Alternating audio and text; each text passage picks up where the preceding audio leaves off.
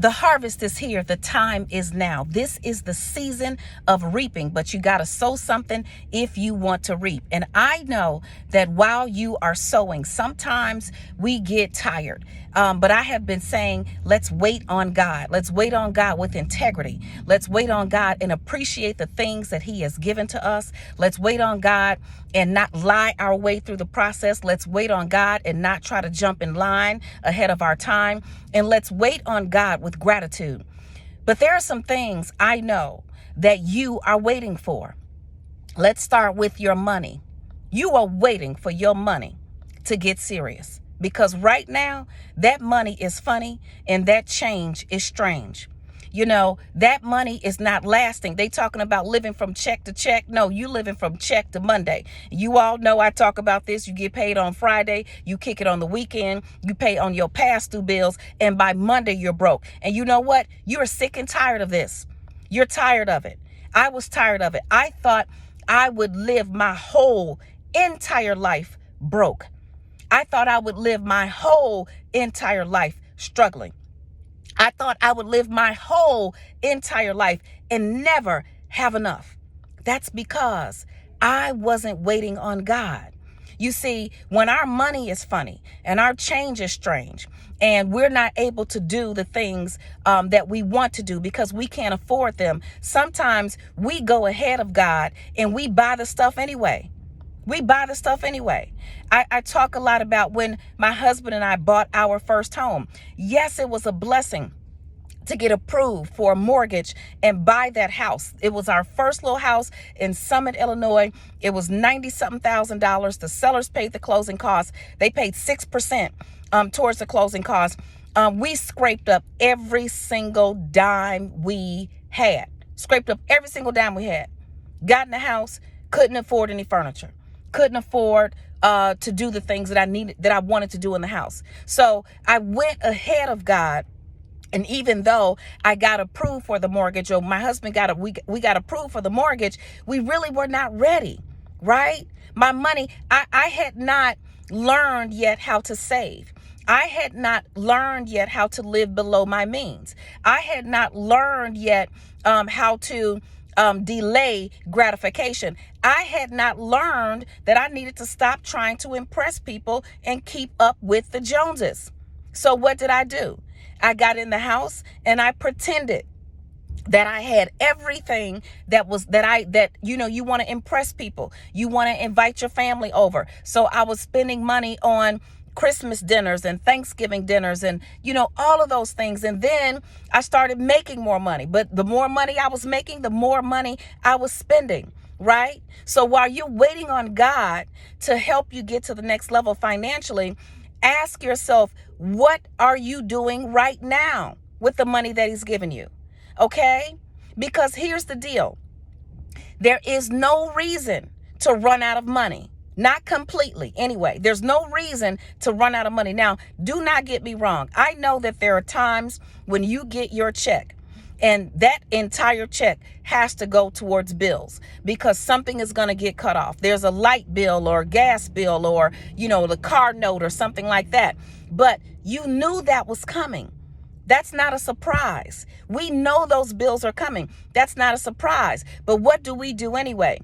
Our friends, our colleagues want to go out to eat. Lunchtime at work. So we go, even though we don't have the money. They want to go out afterwards. So you go, but even though you don't have any money. And yes, you can get your money back if it's a business meeting or business meal for your home-based business. But some of us don't even have any money to spend to get back.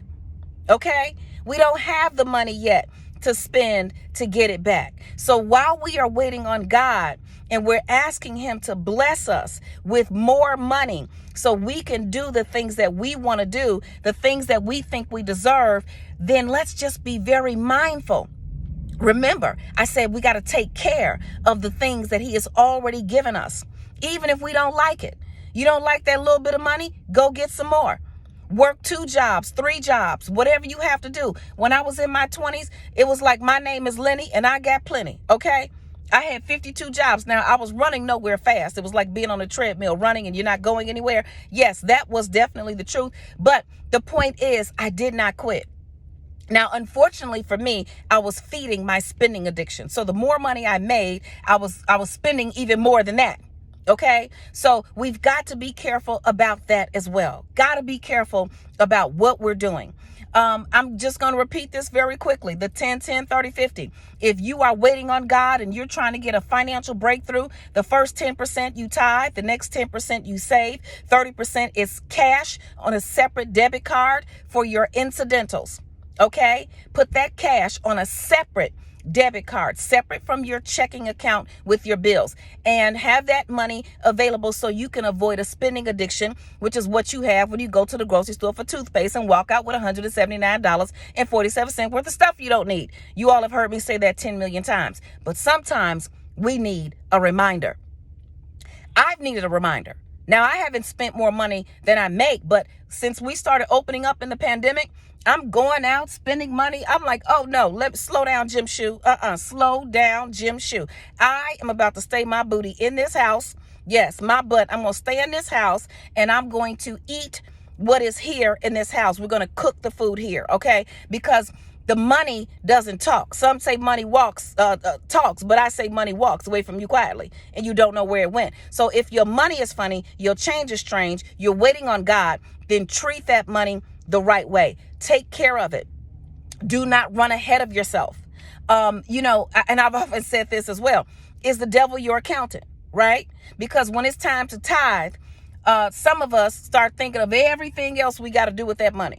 Okay. But when we go out and spend some money that we know we're not supposed to spend on stuff that we know that we don't need, we've got more excuses than a man going to jail. Okay. I mean, we're actually going out and getting all of that stuff and we're telling ourselves, I deserve it and this, that, and the other. And yes, you may deserve it, but do not run so far ahead of yourself with your money and you're waiting on God to bless you. And God is waiting on you to bless yourself with some discipline. Yes, I've been there, done it. Okay. So while we're waiting on God, we're waiting on our money. We might also be waiting on a man. Okay. Ladies out there, you're waiting on your man. And if you're a man, you're waiting on your mistress or whatever we want to call your Mrs. All right. How did you treat the last person in your life? How do you treat the people who are in your life right now? So if you're waiting on that significant other, that man or that Mrs., if you're waiting, so we talked about money, now we're on the man or the Mrs., you've been waiting on that person, but how are you treating yourself? Do you love yourself? While you're waiting on someone to love you, do you love yourself? While you're waiting on someone to come and rescue you, have you rescued yourself? Are you showing yourself self-care and self-love? Are you setting boundaries?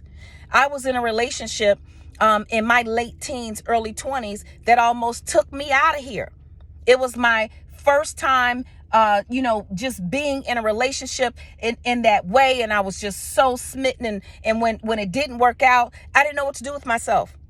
And I did not think I was going to make it. But there is a God. I waited on God. And during that time, while I was waiting on God, I was getting myself together. I was cute. My hair was made up. I was working 2 or 3 jobs. I was going to school. I was getting straight A's. And I set boundaries for the future person who I was going to date. If you did not call when you said you would, guess what? There was never going to be a conversation again. If you said you were picking me up for a date and you were late and you did not let me know ahead of time, then there was no date. And when I met my husband, Demetrius, and I knew I liked him when I first saw him, but, I couldn't tell him that. I had to play, a little, I couldn't just be too happy about it. Okay. Y'all know what I'm talking about. And he asked me my name, Lynn, and then he asked me what was my last name. I said, that's enough. You don't need to know anything else right now. So I set boundaries. And then I said the number one thing. I said to him, now listen, Buster, if Grandma B don't like you, you're going to be history. Okay. So I put a village around me to help me make the right decision in a mate. Right. So you're waiting on your money. You're waiting on your mate. And the last person that I was with before Demetrius, Grandma B told me she didn't like him. And I ignored her. She said he wasn't right. And guess what? He wasn't. broke my heart in half. But guess what? I let him do it. So what I also did, see, when you're waiting on God, you can't be bitter about what happened before. I wasn't bitter, and I was not afraid to love again. You cannot be afraid to love again if you are waiting. Your energy, what do you want? Do you want someone to love you? You want someone to sacrifice for you? You want someone to be there for you during tough times and happy times? Then be that. You be that. So the interesting thing about Demetrius and I, when we met, he wanted to love me. I wanted to love him just as much as he wanted to love me. I wanted him to have a good woman. I wanted him to be able to, walk proudly and say that he had this woman, the love of his life, and so on and so forth. I wanted that for him. So I treated him the way I wanted to be treated, right? So while you're waiting on God, and you're waiting on that relationship, you're waiting on that mate, you're waiting on that man or that missus, then make sure you are treating yourself the way you'd want someone to treat you. And when they come into your life, then treat them well. If the person is dishonest, then set the boundaries, cut it off. But don't treat them like they stole something. They haven't done anything, because you don't trust anybody. Because usually when you don't trust other people, it's because you don't trust yourself. That's usually it. You don't trust yourself to say no. You don't trust yourself not to break down. You don't trust yourself to set boundaries. You don't trust yourself. So because I trust myself, everybody gets the benefit of the doubt. Everybody gets the benefit of the doubt. And if I think it's something wrong with you and I choose to interact with you anyway, I'll say to you, listen, I think you're kind of shady, and these are the reasons why. And I'm going to give you the opportunity to explain yourself, because communication is key. When you don't communicate, you are left to make your own decisions about what is going on or what happened. And it's usually wrong. You have to come together and communicate. So yes, we are waiting on God. We're waiting on God for our money. We're waiting on God for that mate. And you know what? If you don't know what to do, if you need some help, I want you to go to asklynn.org.